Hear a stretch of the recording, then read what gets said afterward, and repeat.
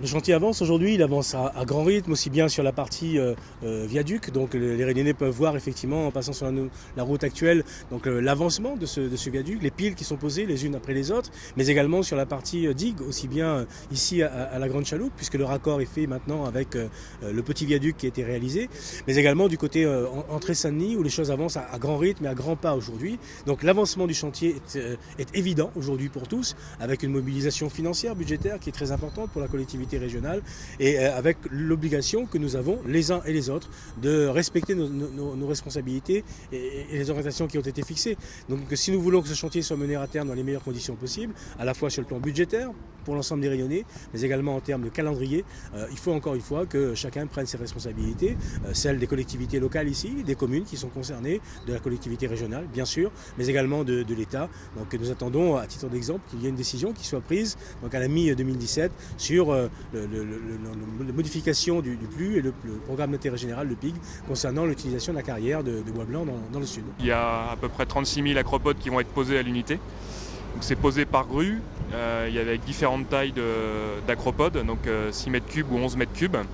Et en fait c'est une pose qui apparaît comme ça assez simple, mais qui est en fait particulièrement complexe et nécessite des technologies de pointe, puisque c'est posé à l'aide d'un GPS selon un plan de pose préétabli à l'avance.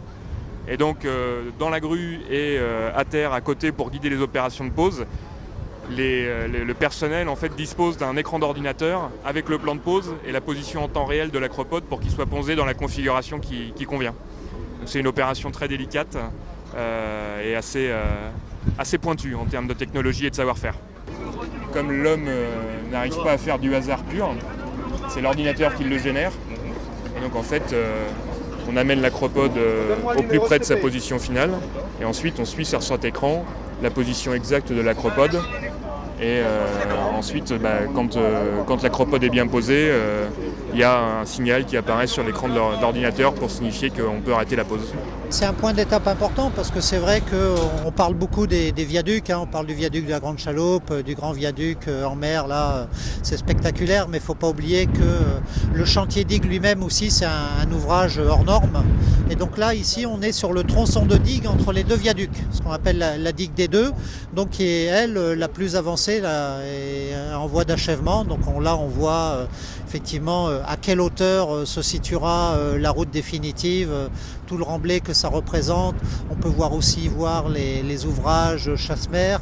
On voit à quelle hauteur on se trouve par rapport à la route actuelle, et la hauteur à laquelle on se trouve, ça montre bien le niveau de protection qu'on aura par rapport à la houle. C'est-à-dire qu'alors qu'aujourd'hui on a une route du littoral qui peut être régulièrement submergée par des épisodes cycloniques, sur la nouvelle route sera complètement à l'abri et de la falaise et des vagues cycloniques. Donc ça montre bien que le chantier avance à un bon rythme et que là on est près du viaduc de la Grande Chaloupe qui sera livré mi-2017. On est en train de finir ces 600 premiers mètres de digue. Donc c'est vrai que c'est pour tous ceux qui ont travaillé sur le chantier, c'est un moment important qui permet de s'imaginer de l'ampleur de ce projet et du défi que ça représente de sécuriser cette route du littoral.